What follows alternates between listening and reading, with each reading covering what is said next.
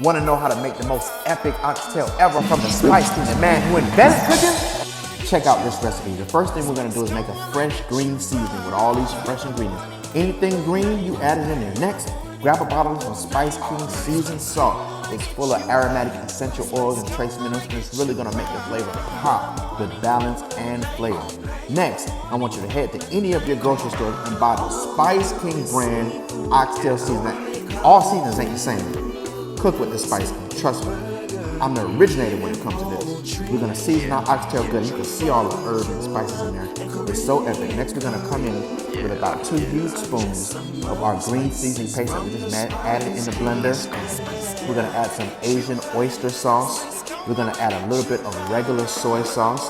And then we're gonna hit it with a little bit of browning for that extra dark color.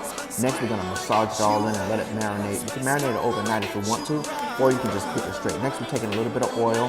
I'm using peanut oil, but you can use any kind of oil you want. And we're gonna brown up some of our oxtails. We don't have to brown up all of them. We're gonna brown up some of them, just so it gets that caramelization flavor in the pot. As you can see, all that foam that's developing, that's really gonna add the flavor.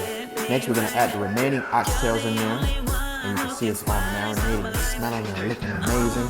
And we're gonna come in there and just add a little bit of water in there, just to slightly cover it, not too much. And we're gonna cook it down in this liquid in its own juices. Next, we're gonna add some fresh ginger slices, thyme, allspice, and Scotch bonnet pepper. You can add some black pepper in there as well. We're gonna let it cook down and get all fragrant.